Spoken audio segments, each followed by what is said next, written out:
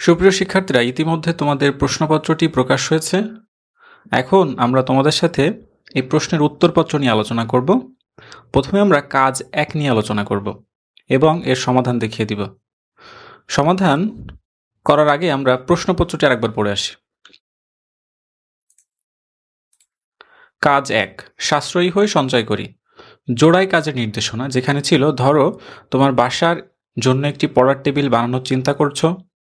টেবিলটির বিশেষ বৈশিষ্ট্য হচ্ছে এর দৈর্ঘ্য ও প্রস্থ সমান হবে।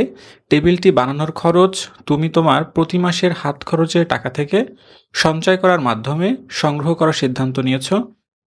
সঞ্চয়ের ক্ষেত্রে শর্ত হলো প্রথম মাসে যত টাকা সঞ্চয় করবে দ্বিতীয় মাসে ঠিক তার ততগুণ টাকা সঞ্চয় করতে হবে এবং পরবর্তী প্রত্যেক মাসে আগের মাসের সঞ্চয়ের সাথে প্রথম মাসের সঞ্চয়ের টাকা গুণ করে যত টাকা হয় সেই পরিমাণ টাকা সঞ্চয় করতে হবে। এক্ষেত্রে বিষয়টি এমন যে প্রথম মাসে যদি তুমি 3 টাকা সঞ্চয় করো তাহলে পরের মাসে তার 3 গুণ অর্থাৎ 3 × 3 3 টু দি পাওয়ার স্কোয়ার 9 টাকা অর্থাৎ 9 টাকা সঞ্চয় করতে হবে।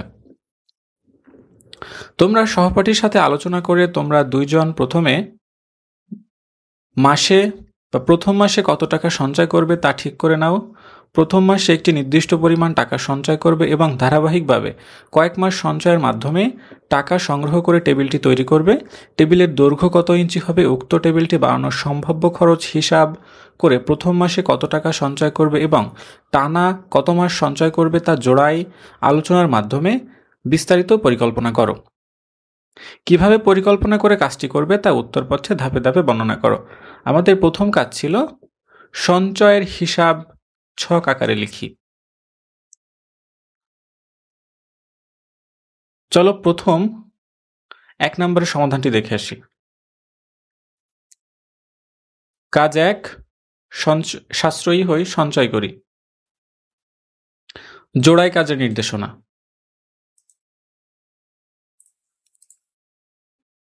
একে বলা ছিল সঞ্চয়ের হিসাব ছক আকারে লিখো।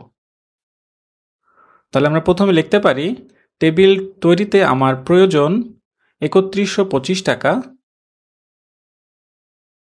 সঞ্চয়ের হিসাব ছক আকারে নিম্নে দেওয়া হলো। প্রথম মাসে আমার সঞ্চয় 5 টাকা। দ্বিতীয় মাসের সঞ্চয় প্রথম মাসের সঞ্চয়ের সাথে পরের মাসের সঞ্চয়ের সংখ্যা গুণ, অর্থাৎ 5 গুণ 5 হবে 25 টাকা। তৃতীয় মাসের সঞ্চয় হবে 25 × 5 অর্থাৎ 125 টাকা। চতুর্থ মাসের সঞ্চয়ের পরিমাণ 125 × 5 অর্থাৎ 625 টাকা। পঞ্চম মাসের সঞ্চয়ের পরিমাণ 625-এর সাথে আবার 5 গুণ অর্থাৎ 3125 টাকা। এই ছিল প্রথম প্রশ্নের সমাধান। দ্বিতীয় প্রশ্ন দেখে আসা যাক।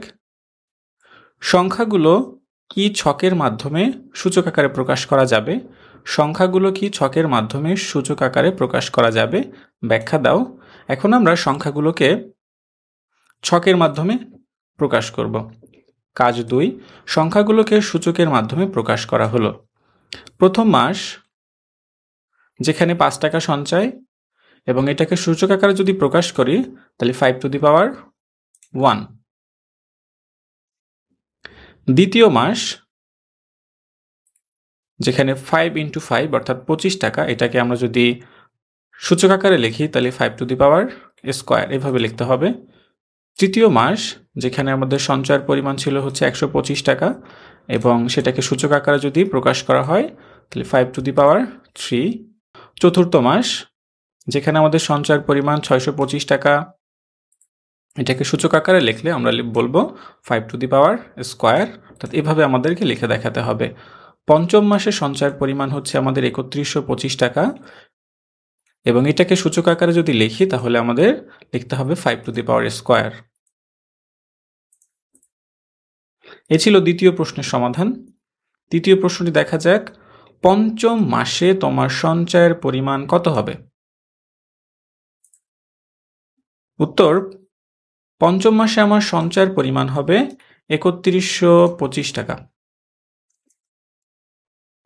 প্রশ্ন 4, তোমার পরিকল্পনা অনুযায়ী টেবিলটি তৈরি করতে কত মাস সঞ্চয় করার প্রয়োজন হবে? উত্তর, আমার পরিকল্পনা অনুযায়ী টেবিলটি তৈরি করতে আমার 5 মাস সঞ্চয় করতে হবে। সুপ্রিয় শিক্ষার্থীরা, এই ছিল আমাদের কাজ 1 এর উত্তর। এর পরবর্তী পর্বে আমরা কাজ 2 নিয়ে আলোচনা করব। তোমরা যারা আমাদের চ্যানেলটি এখনো সাবস্ক্রাইব করনি, তোমরা এখনই সাবস্ক্রাইব করে রাখো, যাতে পরবর্তী ভিডিও আপলোড করার সাথে সাথে তুমি পেয়ে যেতে পারো।